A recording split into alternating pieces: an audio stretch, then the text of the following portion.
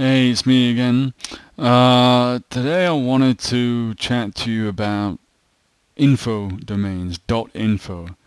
Now, I'm in no doubts that you've seen these before. You'd have to be on another planet not to have seen them. Now, did you know that they're actually much cheaper than .com, .net, .org domains? Typically, you'll pay about $8 or $9 for regular .com, .org, .info. In terms of international authority, .com has it. .org is looked upon pretty well too because traditionally it's been a non-profit organization domain, but there's nothing stopping you getting a .org. In fact, I have several .orgs. .net I think is pretty much accepted now, but .com is still the best. Now, if you're building websites in a country, in a country that's not the U.S., then actually regional domain suffix is going to be superior to .com. Let's say you're in the UK. If you have a website that's .co.uk, it is going to be more strongly identified with the people who live there than even a .com is. That's not to say you can't use .com, but it is better to use .co.uk. And the same applies for other countries. So I think Australia is .com.au, other countries, Sweden is .se, etc. In these countries, if you're not a global brand, if you're more of a local brand, and you want to become bigger, then you should really get a localized domain. Now, what about .info? .info, it's generic like .com, .net, .org, but it's also cheaper. Instead of being $8 or $9, it's about $2-3 or something. So, is it worth getting .infos? Because I've seen a lot of debate on the internet. People say on forums, oh yeah, .infos, yeah, don't get .info. If your choice isn't there for .com, then choose a different domain name.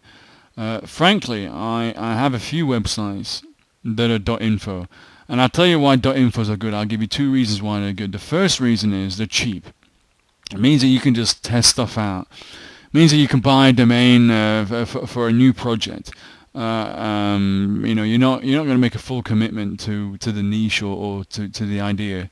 You just want to test the water. So .info is really good for that. And secondly, .infos are not actually that bad at all anyway. From an SEO, from a search engine optimization perspective, i.e. getting high in Google, Bing, Yahoo. From that perspective, info is actually not bad whatsoever. I have a few .infos. I have at least a couple of sites that are 30, 40 articles that are .info. Never stop people going there. Never stop people buying the products that I recommend to them, etc. So, I personally don't have a problem with .info. And the more people that don't like .info, the better for me, because it means there's an opportunity there. In fact, if you register a domain, so say you go to Namecheap.com or GoDaddy, I know this works at Namecheap anyway because it's the one I use. If you type in the name of a domain that you're interested in, it's always better, by the way, to choose a domain that has some keywords in it. If all you want is branding purposes, brand awareness, it doesn't matter. But if you want to get good SEO, it's worth putting in the keywords. So, for example, weight loss for newmothers.com or something like that. I've got no idea if that's free, but you see what I mean? That is a targeted keyword in the domain. Google will give you a lot of credit for that.